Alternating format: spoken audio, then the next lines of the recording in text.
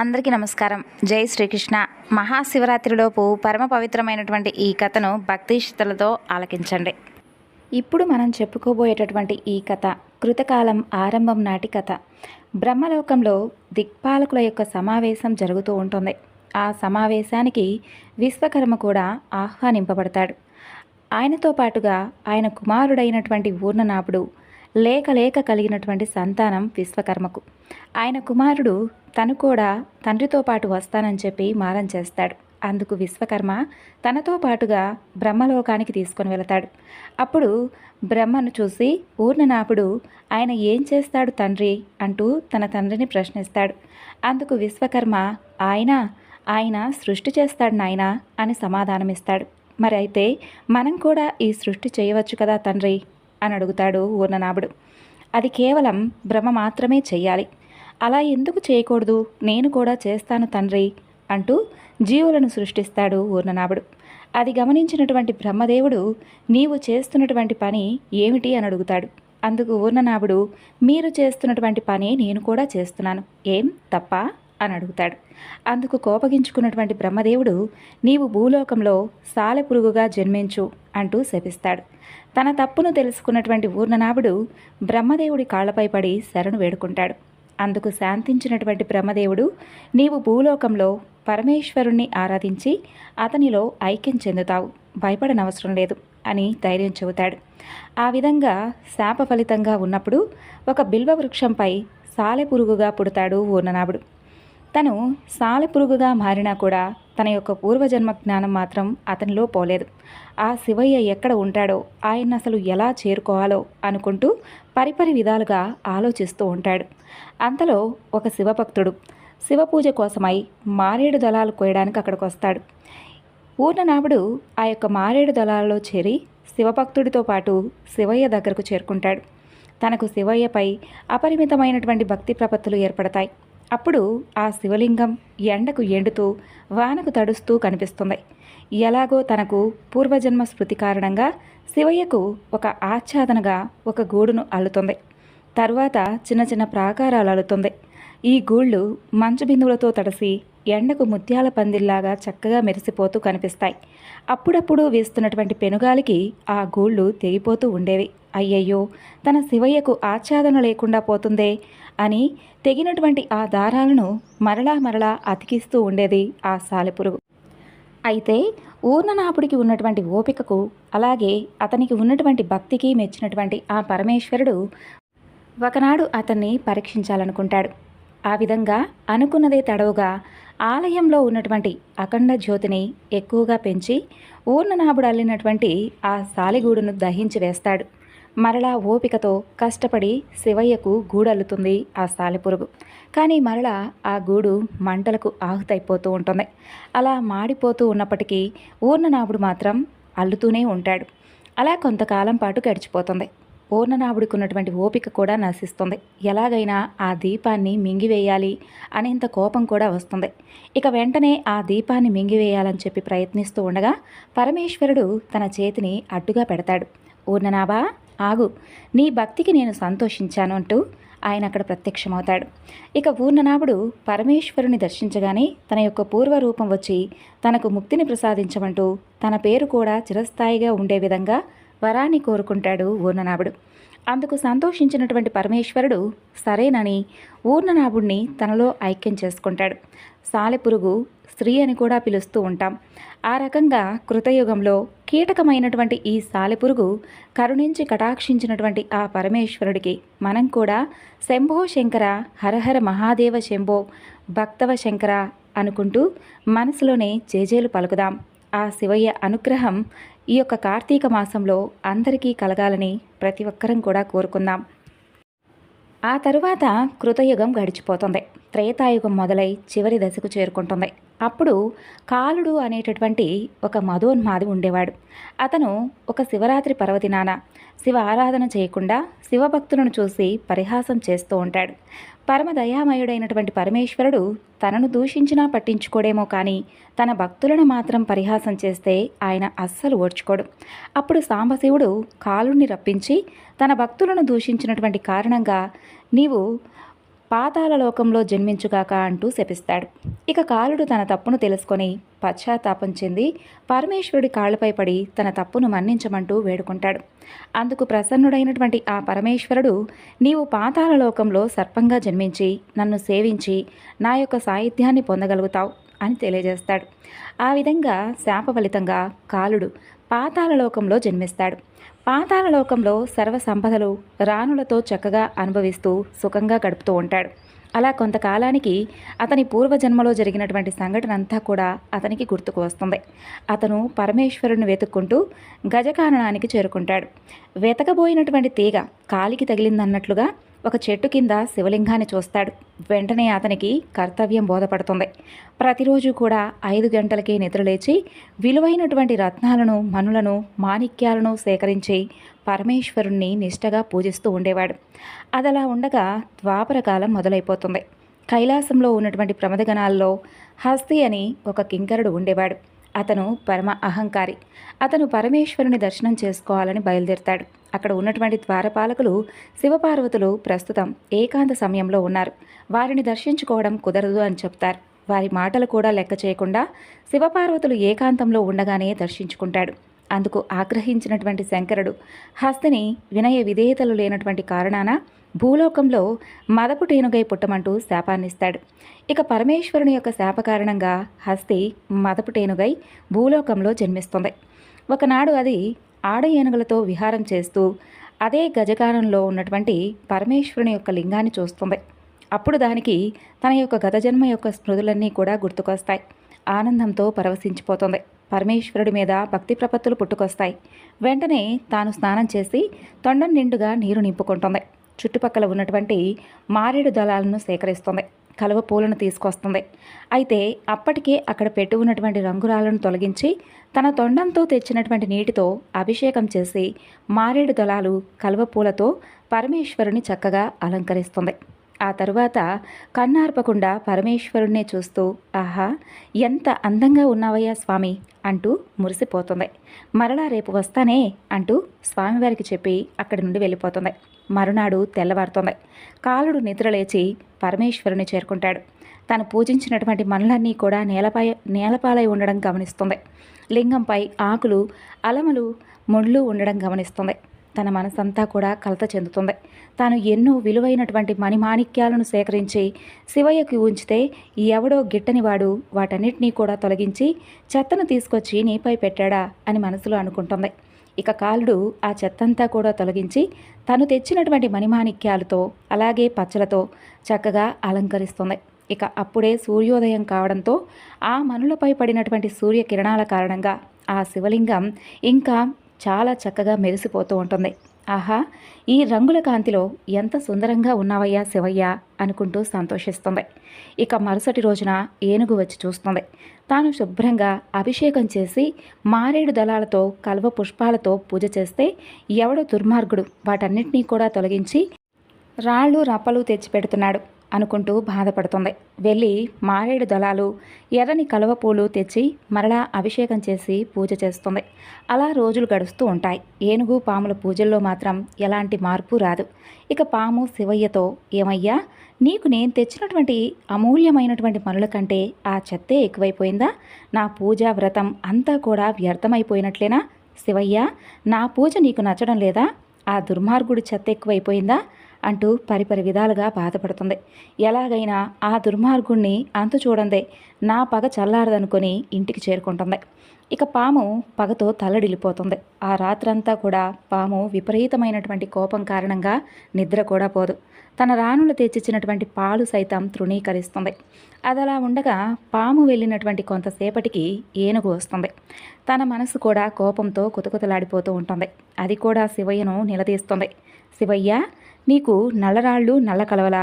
ఆ ఎర్రని రాళ్ళు ఎర్ర కలవలా? వాడెవడో రాళ్ళు పెట్టి పూజిస్తూ ఉంటే చూస్తూ నువ్వెలా ఊరుకున్నావయ్యా?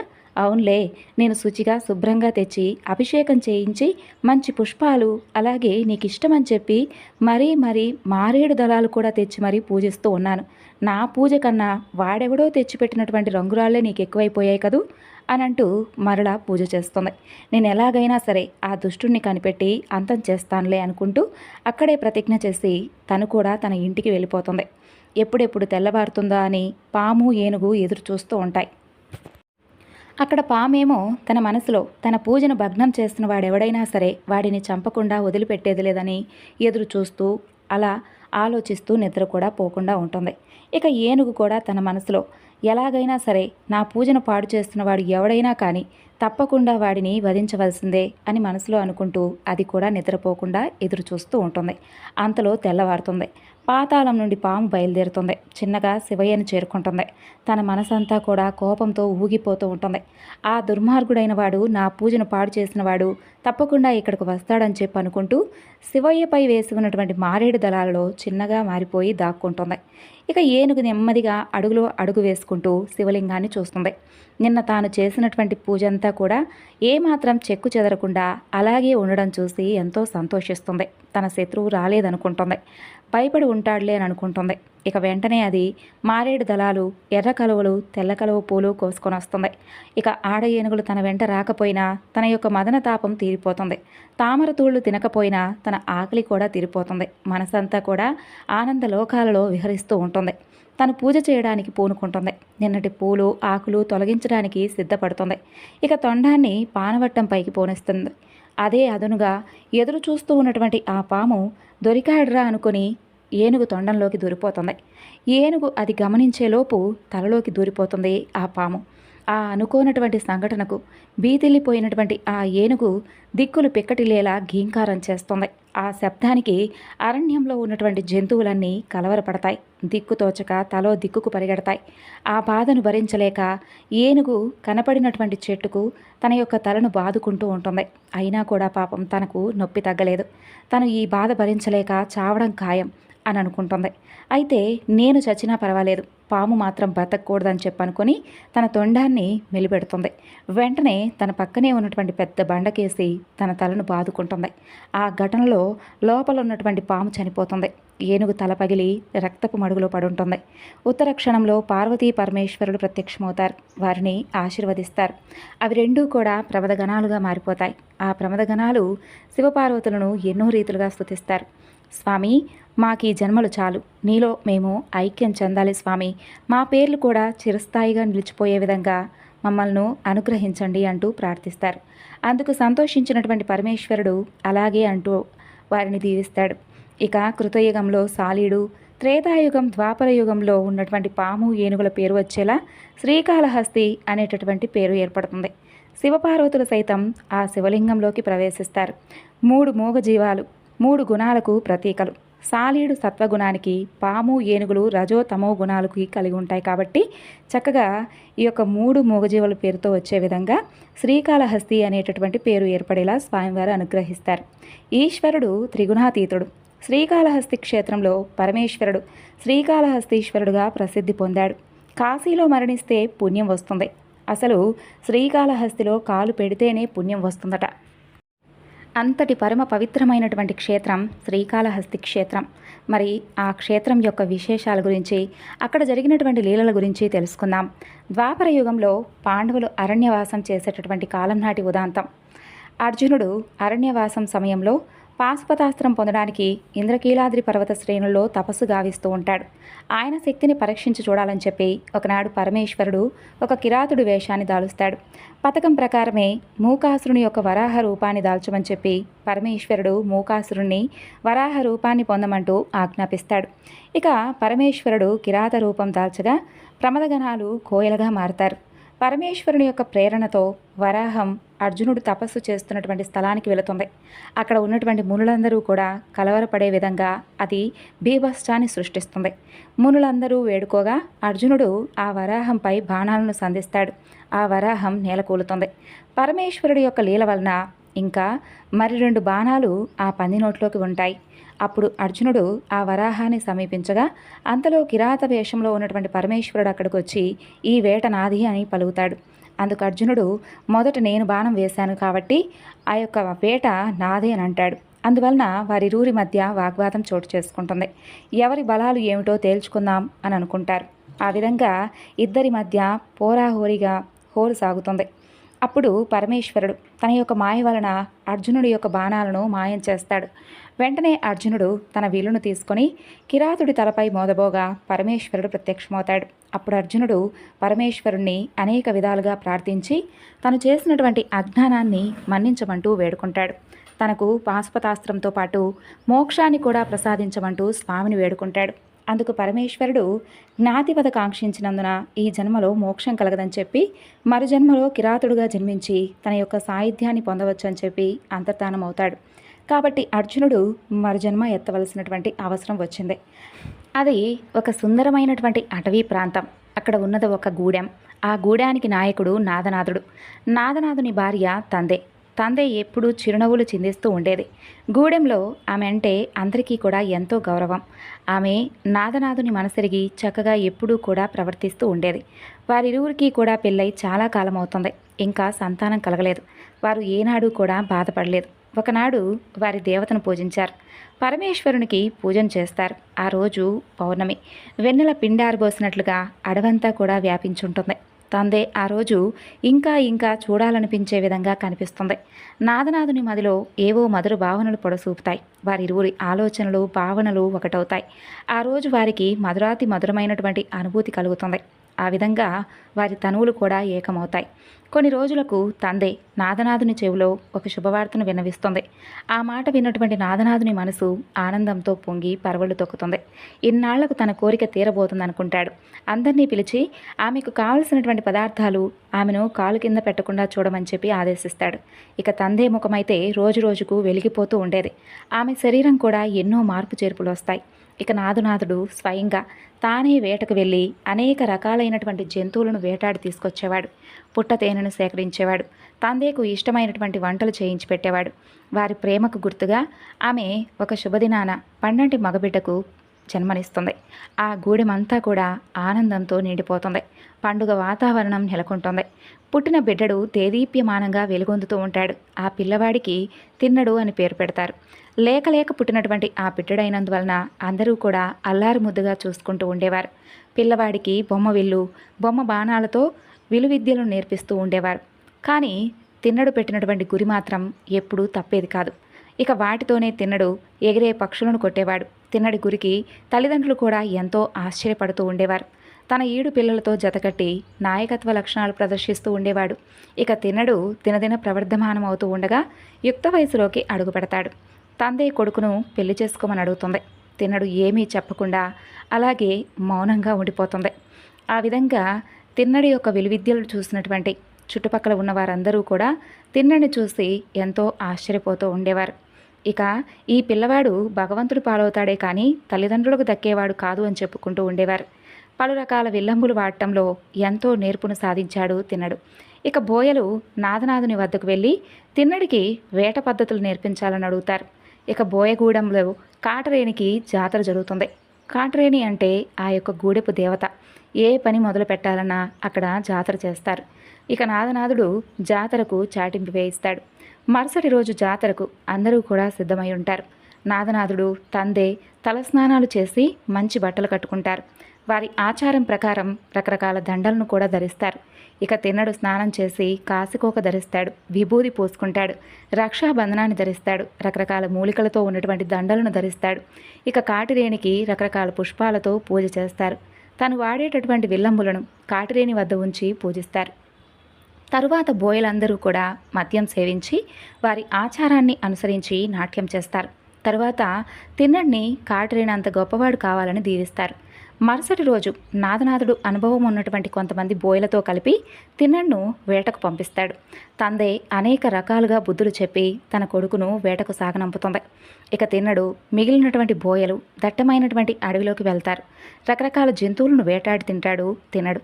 ఎగిరే పక్షిని, పరిగెత్తే లేడిని కూడా గురిచూసి కొడతాడు. అతనితో వెళ్ళినటువంటి బోయలందరూ కూడా అతను వేటాడేటటువంటి పద్ధతిని చూసి అబ్బురపడతారు. అనేక రకాల క్రూర మృగాలు, రకరకాల పక్షులను వేటాడి తిన్నడు నాదనాథునికి పంపిస్తాడు. వేటకు వెళ్ళిన వారు వేట కోసం దట్టమైనటువంటి అడవిలో 10 రోజులు అంతకంటే ఎక్కువ రోజులు ఉండిపోయేవారు. ఇక వారు మొదటి రోజు బోయలందరూ కూడా అడవిలో ఉన్నటువంటి జంతువులను కాల్చుకొని తింటారు. బాగా కాలినటువంటి మాంసపు ముక్కలను పుట్టతేనెలో ఉంచుకొని తినేవారు. అక్కడే వేసుకున్నటువంటి డేరాల్లో నిద్రపోతారు. ఉదయాన్నే తినడు వేట కోసం బయలుదేరుతాడు. ఆ రోజు ఒక్క మృగం కూడా కొట్టలేకపోతాడు. ఇక సూర్యుడు నడినెత్తి మీదకు వస్తాడు. ఒక్క వేట కూడా ఆ రోజు దొరకలేదు. ఒక్క జంతువు కూడా కనిపించలేదు. ఆ తర్వాత కాసేపటికి ఒక జంతువు కనిపిస్తుంది. బాణం వేయగానే తప్పించుకుంటూ ఉంటుంది ఆ జంతువు. గురి తప్పుతూనే ఉంటుంది. ఏం చేయాలో అర్థం కాదు తిన్నడికి. తిరిగి తిరిగి బాగా అలసిపోతాడు. విపరీతమైనటువంటి అలసట కలుగుతుంది. ఇక పక్కనే ఉన్నటువంటి చెట్టు కింద పడుకుంటాడు. వెంటనే బాగా నిద్ర పట్టేస్తుంది. నిద్రలో తిన్నడికి ఒక కల వస్తుంది. కిరాత వేషంలో పరమేశ్వరుడు కనిపిస్తాడు. తన వద్దకు రమ్మంటూ పిలిచినట్లుగా అనిపిస్తుంది తిన్నడికి. మెలకు వచ్చినటువంటి తిన్నడు ఆ శివయ్య ఎక్కడ ఉన్నాడో అంటూ వెతుకుతూ ఉంటాడు. అంతలో అక్కడికి ఒక పంది వస్తుంది. దానిని కొట్టడానికి బిల్లు పైకెత్తి బాణం వేస్తాడు. ఆ బాణాన్ని తప్పించుకొని పారిపోతూ ఉంటుంది ఆ పంది. పట్టు వదలకుండా బాణాలు వేస్తూనే ఉంటాడు. అది తప్పించుకుంటూ వెళ్ళి ఒక శివలింగం దగ్గరకు వెళ్ళి మాయమైపోతుంది. ఇక తిన్నడు ఆ శివలింగాన్ని చూడగానే తన కలలో కనిపించినటువంటి రూపం అదే లీలగా కనిపిస్తుంది తిన్నడికి. తనకు కలలో కనిపించినటువంటి రూపం, తాను వెతుకుతున్నటువంటి రూపం ఒకటే అని భావిస్తాడు. ఆ శివలింగాన్ని చూడగానే తనకెంతో కావలసిన వ్యక్తిని చూసిన విధంగా మనసంతా కూడా పులకించిపోతుంది. ఈ అడవిలో ఒక్కడివే ఒంటరిగా ఎలా ఉంటున్నావయ్యా? రా, నాతో పాటు వచ్చాయి, నాతో పాటు ఉందు కానీ అంటూ బ్రతిమలాడతాడు. కానీ ఆ శివలింగం నుండి ఎలాంటి జవాబు రాదు. అయ్యో, ఆకలిగా ఉందా? ఏమీ మాట్లాడలేదు. ఏమీ తిన్నట్లుగా లేవే. ఆకలిగా ఉందా? ఎప్పుడు తిన్నావో ఏమిటో, ఇప్పుడే వస్తానాగు అంటూ అక్కడి నుండి వెళ్తాడు. వెళ్ళినవాడు మంచి బలమైనటువంటి పందిని చంపి బాగా కాల్చి కరకుట్లు తీసుకొని ఒక తామర దొప్పలో మరో దొప్పలో తేనె తీసుకొని వస్తాడు. పుకిటితో నీటి తీసుకొస్తాడు. పరుగులాంటి నడకతో వస్తాడు. వస్తూనే తన పుకిటితో తెచ్చినటువంటి నీటితో శివలింగాన్ని కడుగుతాడు. కాలితో పానవట్టంపై ఉన్నటువంటి నిర్మాల్యాన్నంతా కూడా తొలగిస్తాడు. కింద కూర్చొని శివయ్యను తినవయ్యా అంటూ బ్రతిమలాడతాడు. కానీ శివలింగం నుండి మాత్రం ఎలాంటి స్పందన రాదు. నొచ్చుకున్నటువంటి తిన్నడు, ఇదిగో, నువ్వు తినకపోతే నేను కూడా తినను. నాకు చాలా విపరీతంగా ఆకలిగా ఉంది. నువ్వు తినకపోతే నేను కూడా తినను. ఇక నీ ఇష్టం అంటూ భీష్మించు కూర్చుంటాడు. అలా కొంతసేపటికి శివలింగం నుండి 2 చేతులు వస్తాయి. అప్పుడు తిన్నడు తెచ్చినటువంటి మాంసపు ముక్కలను తేనెలో ముంచి పరమేశ్వరుడుకు అందిస్తూ ఉంటాడు. సరిగ్గా కాలిందో లేదో అని నోటితో కొరికి అందిస్తాడు. శివయ్య కూడా ఆనందంగా తింటూ ఉంటాడు. అలా కొన్ని రోజులు గడుస్తాయి. అలా రోజు అదే విధంగా గడిచిపోతూ ఉండేది. అక్కడ తిన్నడితో వచ్చినటువంటి బోయలు తిన్నడు కనిపించకపోవడంతో అంతా కూడా వెతుకుతూ ఉంటారు. ఇక ఆ తరువాత కొన్ని రోజులకు తిన్నడు కనిపిస్తాడు. ఇక తిన్నడిని చూసినటువంటి ఆ బోయలు ఎంతో సంతోషించి తిన్నడి దగ్గరికి వెళ్ళి, నీవు మాతో పాటు ఇంటికి రావా ఏమిటి? నువ్వు అసలు ఏమైపోయావనని చెప్పి నీపై మేము ఎంత దిగులు పెట్టుకున్నామో తెలుసా? చివరికి ఎలాగోలా కనిపించావు, ఇక పోదాం పదా అని అంటారు. అందుకు తిన్నడు ససేమిరా తాను రానంటూ, ఈ శివయ్య నాతో పాటు వస్తే కానీ నేను మీతో పాటు రానని చెప్తాడు. అందుకు ఆ బోయలు, ఈ శివలింగం మనతో పాటు ఎలా వస్తుంది? అది మనతో పాటు రాదు అని చెప్తారు. అందుకే నేను కూడా మీతో పాటు రానని చెబుతున్నాను. నా మనసు ఇదిగో ఈ శివయ్య మీదే లీనమైపోయింది అని చెబుతాడు. ఆయన చూసుకునేవారు పాపం ఎవరున్నారు చెప్పండి? ఎవరూ లేరు కదా. పాపం నేనే ఇక్కడ ఆయనకు తోడుగా ఉండి ఆయనకు అన్నపానాలు సమర్పిస్తానులే, సరేనా అంటూ సమాధానం ఇస్తాడు. అందుకు గూడెం పెద్దకి ఏమని సమాధానం చెప్పాలి? ఆయన నువ్వు రాకపోతే మమ్మల్ని కూడా బ్రతకనీయడు కదా అంటూ మిగతా బోయలందరూ కూడా బ్రతిమాలుతారు. ఎంతకు కూడా తిన్నడు తను పట్టినటువంటి పట్టును విడిచిపెట్టలేదు. చేసేదేమీ లేక ఇక బోయలు తమ గూడానికి వెళ్ళిపోతారు.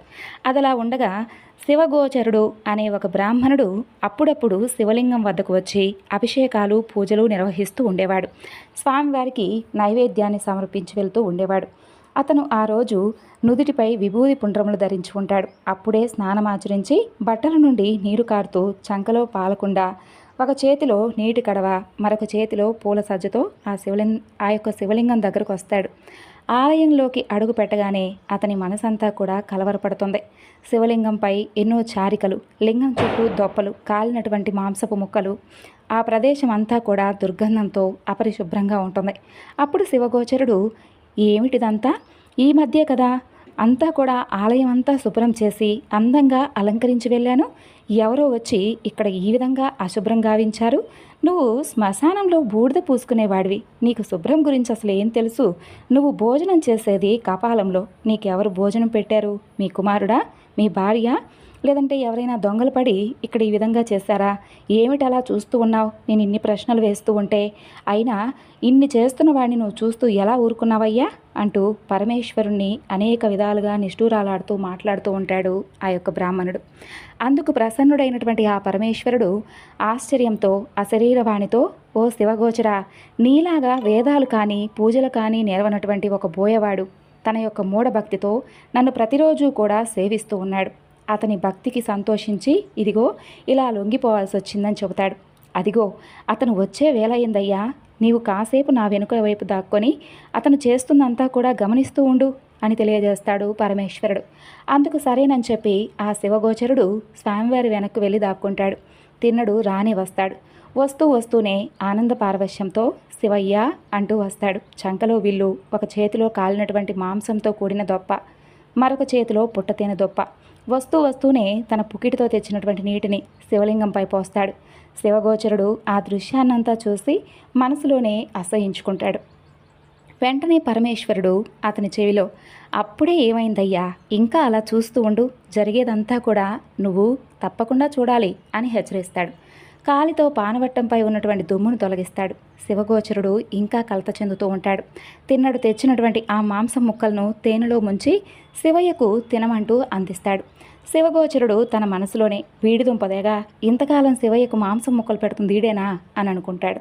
అప్పుడు శివయ్య వాటిని స్వీకరించడు. దానికి తిన్నడు, నేను రోజు పెడుతూ ఉంటే తింటున్నావు కదయ్యా, ఈరోజేమైంది, ఆకలిగా లేదా, ఒంట్లో ఏమైనా నలతగా ఉందా అంటూ తినమంటూ బ్రతిమాలుతూ ఉంటాడు. తిన్నడిని పరీక్షించాలని చెప్పి శివయ్య కంటిలో నుండి నీరు కార్చడం మొదలు పెడతాడు. అది గమనించినటువంటి తిన్నడు, అయ్యయ్యో అందుక నువ్వు ఆహారం తీసుకోవడం లేదు అని పరుగులాంటి నడకతో బయటకు వెళ్ళి తనకు తెలిసినటువంటి ఏవో కొన్ని ఆకుపసర్లు మూలికలు తెచ్చి శివయ్య యొక్క కంటిలో పోస్తాడు. అయినప్పటికీ ఆ కంట్లో నుండి నీరు ఆగదు. చుట్టుపక్కల ఉన్నటువంటి గూడాల్లోకి పరిగెత్తి అందరినీ కూడా అడుగుతాడు. వారు చెప్పినటువంటి వైద్యాన్ని కూడా చేస్తాడు. అయినప్పటికీ తగ్గకపోగా ఆ కంటిలో నుండి రక్తం కారడం ప్రారంభమవుతుంది. ఇక తిన్నడికి కాళ్ళు చేతులు ఆడవు. అన్ని రకాల వైద్యాలు చేసినప్పటికీ కంట్లో నీరు ఆగకపోగా మరింత ఎక్కువగా రక్తం కారడం తనకెంతో బాధను కలిగిస్తుంది. నేను చేసినటువంటి వైద్యం వికటించి నీకింత బాధను కలిగించాను కదయ్యా, ఇందుకు ఒకే ఒక ఉపాయం ఉంది. కంటికి కన్నే మందంటారు కదా, కాబట్టి ఇదిగో ఇప్పుడే ఈ క్షణమే నా కంటిని తీసి నీకు ఇస్తానయ్యా, నువ్వేమీ భయపడనవసరం లేదు, బాధపడనవసరం లేదు అనుకుంటూ మొదట తన బాణంతో రక్తం కారుతున్నా కూడా ఆ కంటిని తొలగించి వెంటనే తన కన్నును శివయ్యకు అమరుస్తాడు. అప్పుడు శివయ్య కంటి నుండి నీరు కారడం ఆగిపోతుంది. తిన్నడి ఆనందానికి అవధులు లేకుండా పోతాయి. కానీ ఆ ఆనందం ఎంతోసేపు ఆగదు. మరొక కంటి నుంచి రక్తం కారడం మొదలవుతుంది. అప్పుడు తిన్నడు, అయ్యయ్యో దీనికి కూడా బాధపడాలా, మరేం పర్వాలేదు, నా రెండో కన్ను కూడా తీసి నీకు అమరుస్తానాగు అంటూ, ఒకవేళ నీకు మూడో కన్ను నుంచి కూడా నీరు కారితే నా ప్రాణాలు ఇచ్చైనా సరే నేను కాపాడుకుంటాను శివయ్య అంటాడు. కానీ రెండో కన్ను తీసేస్తే తనకు కనిపించదు కదా అనుకుని తన కుడికాలు బొటన వేలును శివయ్య రెండో కన్ను దగ్గర ఉంచి రెండో కన్ను తీసుకోవడానికి ప్రయత్నిస్తాడు. అప్పుడు కైలాసం నుండి ఆది దంపతులు ప్రత్యక్షమై తిన్నడి భక్తికి ముగ్ధులైపోతారు. అప్పుడు పరమేశ్వరుడు శివగోచరుడితో, ఇతను భక్తుడు అవునో కాదో ఇప్పుడు నువ్వు చెప్పవయ్యా అంటాడు. అందుకు శివగోచరుడు తను తప్పును తెలుసుకొని పరమేశ్వరుణ్ణి మన్నించమని వేడుకుంటాడు. అందుకు శివపార్వతులు తిన్నడిని శివగోచరుణ్ణి ఏవైనా కానీ వరాలను కోరుకోమని అడుగుతారు. అందుకు మీకంటే వేరే దైవం మాకుందా, కాబట్టి మాకిక మరుజన్మలు ఏ విధంగా లేకుండా మీ యొక్క సాయుధ్యం ప్రసాదించమంటూ వేడుకుంటారు. అందుకు సంతోషించినటువంటి స్వామి తదాస్తు అంటూ తనకు కళ్ళు ప్రసాదించినటువంటి ఈ యొక్క తిన్నడికి కన్నప్ప అనేటటువంటి పేరుతో నువ్వు గొప్ప ప్రసిద్ధి పొందుతావు. ఈ శ్రీకాళహస్తి క్షేత్రం ఉన్నంత వరకు నీ పేరు శాశ్వతంగా ఉండిపోతుంది అని అనుగ్రహిస్తాడు. అప్పటి నుండి తిన్నడు కన్నప్పగా మారిపోతాడు. శ్రీకాళహస్తి క్షేత్రంలో తనకంటే తన భక్తుడికి ఉన్నత స్థానాన్ని కల్పిస్తాడు పరమేశ్వరుడు.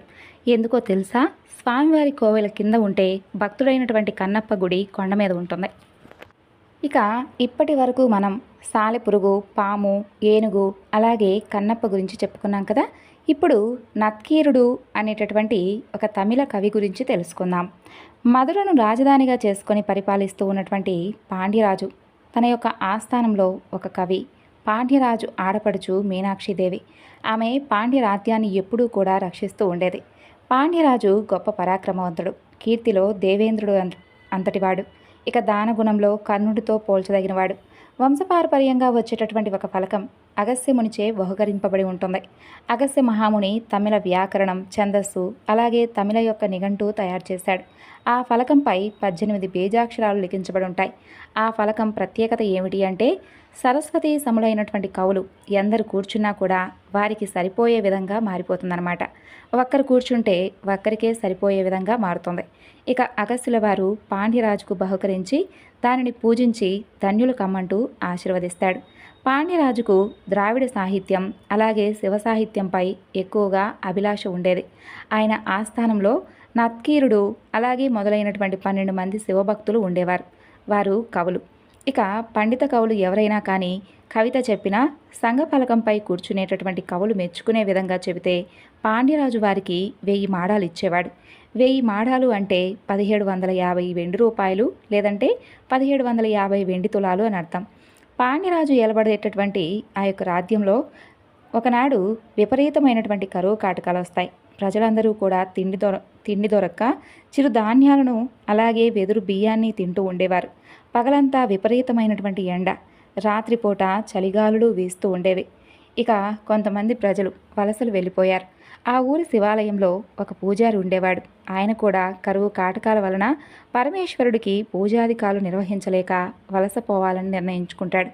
ఆ విషయం గురించి పరమేశ్వరుడి ముందర నిలబడి స్వామిని ప్రార్థించి వెళ్ళాలని చెప్పి అనుకుంటాడు. ఇక శివయ్య తాను ఒక పద్యం రాసిస్తాను, దానిని పాండ్యరాజుకు చూపిస్తే నీకు మంచి బహుమతి ఇస్తాడు, దాంతో నువ్వు సంతోషంగా జీవితాన్ని గడుపు అని చెప్పి సూచిస్తాడు. ఆ పద్యాన్ని ఆ బ్రాహ్మణుడు రాజుగారి ఆస్థానంలో చదువుతాడు. ఆ పద్యంలో స్త్రీకేశ బంధం నుండి సౌగంధం వస్తుంది అని ఉంటుంది. వెంటనే నత్కీరుడు స్త్రీకేశ బంధం నుండి సౌగంధం రాదు అని చెప్పి ఆక్షేపిస్తాడు. అందుకు ఆ బ్రాహ్మణుడు ఈ పద్యాన్ని నేను రాయలేదని చెప్పి స్వయంగా పరమేశ్వరుడే నాకు రాసిచ్చాడని చెప్పి తెలియజేస్తాడు. గుణదోషాల గురించి నాకు తెలియదు అని చెబుతాడు. అందుకు పరమేశ్వరుడు రాసినా ఎవరు రాసినా తప్పు తప్పే అని వాదిస్తాడు నత్కీరుడు. ఆ బ్రాహ్మణుడు చిన్నబోతాడు. బ్రాహ్మణుడు మనసు నొప్పించిన కారణంగా అలాగే పరమేశ్వరుని కూడా ధిక్కరించిన కారణంగా పరమేశ్వరుడికి విపరీతమైనటువంటి కోపం వస్తుంది. ఇక పరమేశ్వరుడు కోపానికి గురి కావడం వలన నత్కీరుణ్ణి కుష్ఠిరోగి కమ్మంటూ శపిస్తాడు. ఇక పరమేశ్వరుణ్ణి పరిపరి విధాలుగా ప్రార్థిస్తాడు నత్కీరుడు. అందుకు ప్రసన్నుడైనటువంటి పరమేశ్వరుడు కైలాస పర్వతం చూసిన వెంటనే నీకు శాపం తొలగిపోతుందని చెబుతాడు. అప్పుడు నత్కీరుడు అందరూ కవులు ఉండగా తానొక్కడే వితండవాదం చేశానని చెప్పి అందుకు ఫలితంగా శాపానికి గురి కావాల్సి వచ్చిందని చెప్పి పశ్చాత్తాపం చెందుతాడు. ఆ కైలాస పర్వతం గురించి వినడమే కానీ నేను ఎప్పుడూ కూడా చూసింది లేదు. కైలాసాన్ని చేరుకోవాలంటే దుర్గమమైనటువంటి అరణ్యాలు, పర్వతాలు దాటాల్సి ఉంటుంది. శరీరంలో వ్యాధి ముదరక ముందే బయలుదేరాలని చెప్పి అనుకుంటాడు. ఆ విధంగా అనుకున్న విధంగానే నత్కీరుడు అనేక తీర్థాలు, క్షేత్రాలు దర్శించుకుంటూ వెళ్తూ ఉంటాడు. కొంతకాలం నడుస్తాడు. కొంత దూరం నడుంపై చేతులు వేసుకొని నడుస్తాడు. కొంత దూరం పాకులాడుకుంటూ వెళ్తాడు. తనకొక అడుగు దూరంలో ఒక యోజనంతో సమానంగా అనిపిస్తుంది. శరీరంలో వ్యాధి కాస్త ముదిరిపోతుంది. శరీరం అంతా చీము కారుతూ దుర్గంధభరితంగా ఉంటుంది. అతను అలా వెళుతూ జనసంచారం లేనటువంటి ఒక అరణ్యంలోకి ప్రవేశిస్తాడు. నడవలేక అతను ఒక మర్రి చెట్టు కిందకు చేరుకుంటాడు. ఆ మర్రి చెట్టు కింద ఒక కొలను ఉంటుంది. మర్రి చెట్టు ఆకులు కిందకు పడగానే అవి పక్షులుగా ఎగిరిపోతూ ఉంటాయి. నీటిలో పడినటువంటి ఆకులు చేపలుగా మారుతుంటాయి. ఆ దృశ్యాన్ని చూసినటువంటి నత్కీరుడు ఆశ్చర్యానికి గురవుతాడు. ఒక ఆకు సగం భూమిపైన, సగం నీటిలోనూ పడుంటుంది. భూమి మీద పడినటువంటి భాగం పక్షిగా, మిగిలినటువంటి సగభాగం చేపగా మారుంటాయి. చేప నీటిలోకి లాగుతూ ఉంటుంది, పక్షి భూమిపైకి లాగుతుంటుంది. దానిపైనే దృష్టి పెడతాడు నత్కీరుడు. అంతలో అక్కడికి ఒక బ్రహ్మరాక్షసుడు వస్తాడు. నత్కీరుని పట్టుకొని పోయి ఒక గుహలో పెడతాడు. ఆ గుహలో అప్పటికే 99 మంది ఉంటారు. ఆ గుహకు అడ్డంగా ఒక పెద్ద బండను పెడతాడు. అక్కడున్నవారు ఈ నత్కీరుడు అనవసరంగా దొరికాడు, వీడి వలన మన ప్రాణాలు కూడా పోతాయని చెప్పి అనుకుంటూ ఉంటారు. అప్పుడు నత్కీరుడు సుబ్రహ్మణ్యేశ్వర స్వామి వారి యొక్క స్తోత్రం చేస్తాడు. అప్పుడు సుబ్రహ్మణ్యేశ్వర స్వామివారు ప్రత్యక్షమై ఆ బ్రహ్మరాక్షసుడిని సంహరించి అందరినీ కూడా అక్కడి నుండి విడుదల చేస్తాడు. వెంటనే తనకు కలిగినటువంటి శాపం గురించి తెలియజేస్తాడు నత్కీరుడు. అది విన్నటువంటి సుబ్రహ్మణ్యేశ్వర స్వామివారు అతనికి ఒక తరుణోపాయం చెబుతాడు.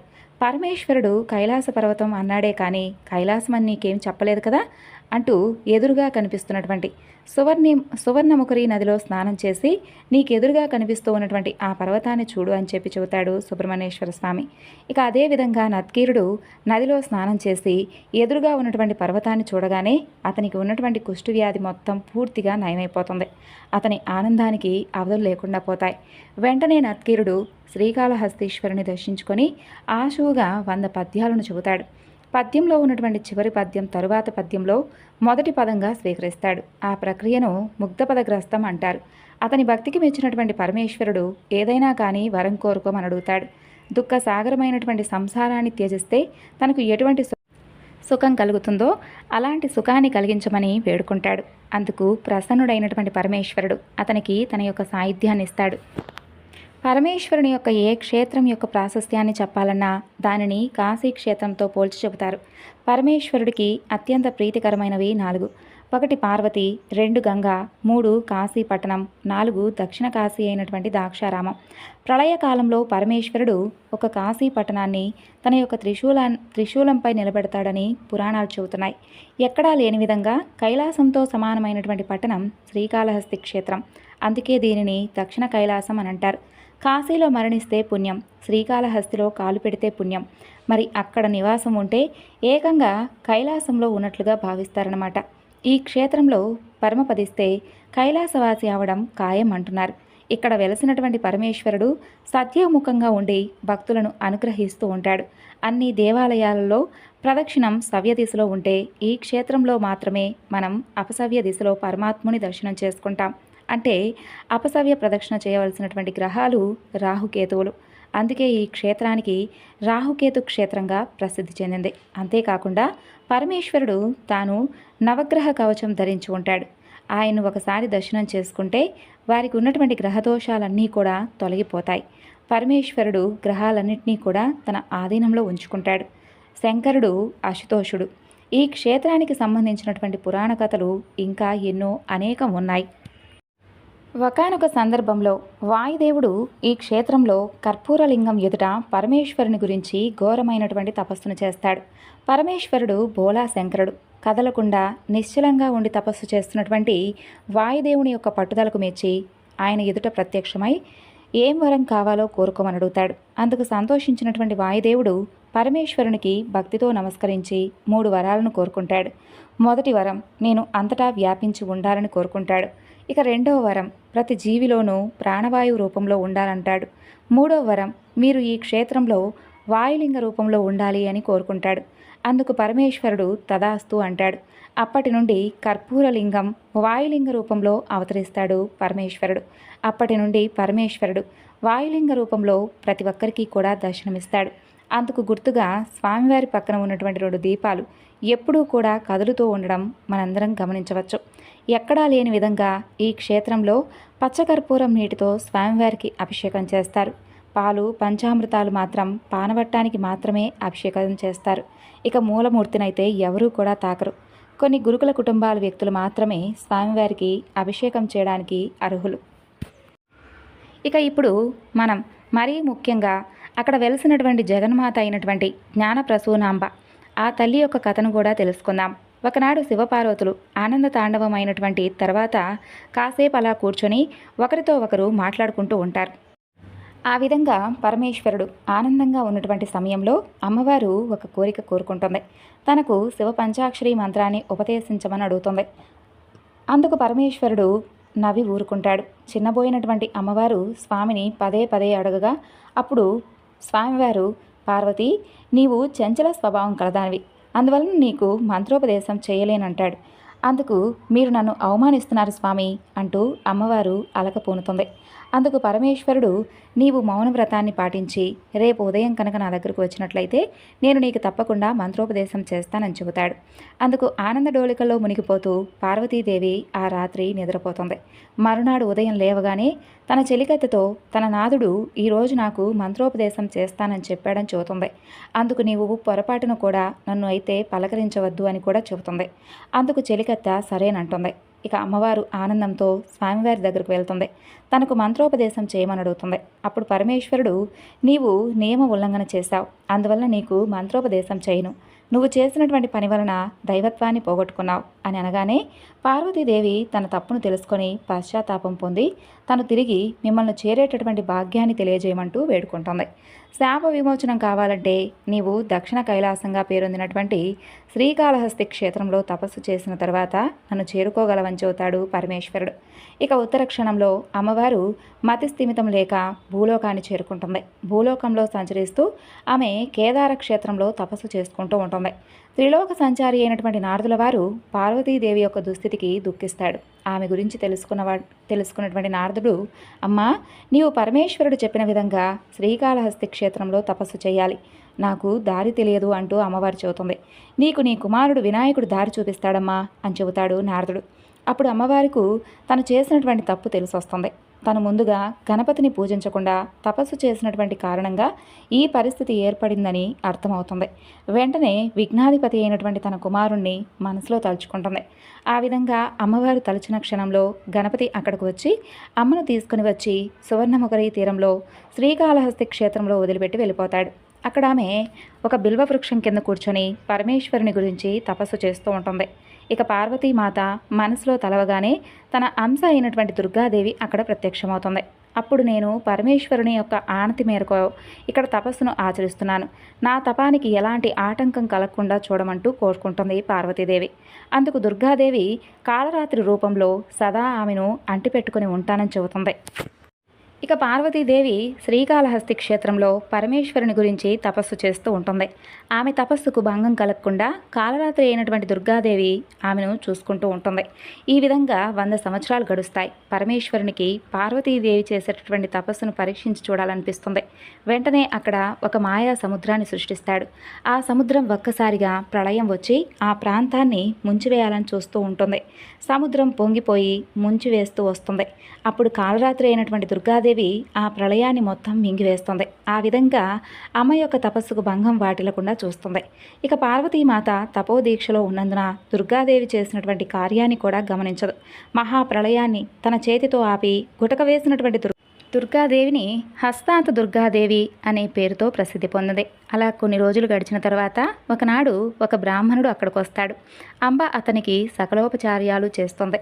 ఆ బ్రాహ్మణుడు సంతోషించి పుష్య శుక్ల పౌర్ణమికి పరమేశ్వర అనుగ్రహం కలిగి తీరుతుందని చెప్పి ఆశీర్వదించి అంతర్ధానమవుతాడు. ఇక అవాంతరాలన్నీ కూడా తొలగి తపస్సు ఫలించి పరమేశ్వరుడు వాయులింగం నుండి ప్రత్యక్షమవుతాడు. ఆనంద పారవస్యంతో పార్వతీదేవి స్వామి పాదాలకు నమస్కరిస్తుంది. అంబను లేవనెత్తి, ఈనాటితో నీ నోము ఫలించింది పార్వతి. నీవు నిర్మించినటువంటి గౌరీ తీర్థమునందు గంగను ఉండమంటూ ఆదేశించాను. నీవు తీర్థమునందు చక్కగా మానవ దేహం అంతా కూడా పోయి నీకు దైవత్వం పొందుతుంది అని చెప్పి ఆశీర్వదిస్తాడు. ఆమె ఆ తీర్థం నందు స్నానమాచరించిన వెంటనే ఆమె దివ్యత్వం పొందుతుంది. తర్వాత పరమేశ్వరుడు ఆమెకు గురుశిక్ష సంబంధాన్ని బోధిస్తాడు. ఇక పరమ ప్రీతితో పరమేశ్వరుడు అంబకు శివ పంచాక్షరి మంత్రాన్ని ఉపదేశిస్తాడు. తరువాత పరమేశ్వరుడు పార్వతీదేవిని నీకేం వరాలు కావాలో కోరుకో అని అంటాడు. అప్పుడు ఆ తల్లి, నన్ను కేదారం నుండి ఇక్కడకు తీసుకొచ్చినటువంటి వినాయకుడు ఇక్కడే ఉండి నన్ను సేవించిన వారి యొక్క ఇడుములు తీర్చుగాక, కాబట్టి ఈ యొక్క వరాన్ని నాకు ప్రసాదించండి స్వామి అని అడుగుతుంది.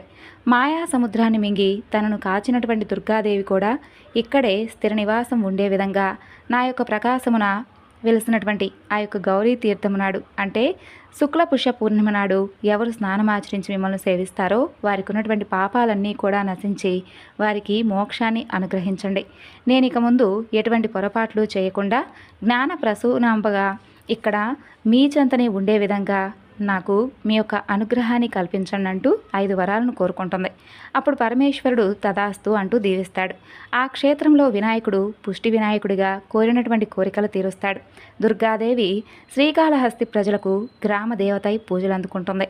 నీవు సృష్టించినటువంటి గౌరీ తీర్థం శుక్లపక్ష పౌర్ణమి పుష్యమాసంలో కానీ, మాఘశుద్ధ చతుర్దశి మహాశివరాత్రి పర్వదినాను కానీ, లేదంటే కార్తీక మాసంలో కానీ, చంద్రగ్రహణ సూర్యగ్రహణ కాలమందు కానీ ఈ యొక్క సువర్ణముఖరి నదిలో స్నానమాచరించినటువంటి దేవదానవులు ఎవరైనా కానీ మోక్షాన్ని పొందుతారు.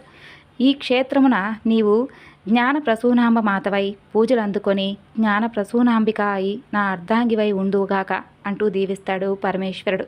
శివ పంచాక్షరి మంత్రాన్ని జపించిన వారికి శివ సాహిత్యం కలుగుగాక అంటూ దీవిస్తాడు. పరమేశ్వరుడు ఈ విధంగా పలకగానే దేవదుందుబలు మ్రోగి దేవతలందరూ కూడా పుష్పవర్షాన్ని కురిపిస్తారు. ఈ విధంగా అమ్మవారు తీవ్రమైనటువంటి తపస్సు చేసిన కారణంగా జ్ఞాన ప్రసూనాంబాయి శివ పంచాక్షరి మంత్రాన్ని అనుగ్రహించి పరమేశ్వరుడి ద్వారా అనుగ్రహింపబడి తర్వాత అమ్మవారి యొక్క తల కూడా ఒకవైపుగా వంగినట్లుగా కనిపిస్తుంది. ఎందుకంటే స్వామివారు ఉపదేశించినటువంటి మంత్రాన్ని వింటున్నట్లుగా కనిపిస్తుంది అనమాట. అమ్మవారు ప్రసన్న వదనంతో తనను దర్శించినటువంటి భక్తులందరికీ కూడా జ్ఞానాన్ని ప్రసాదిస్తుందని భక్తుల విశ్వాసం.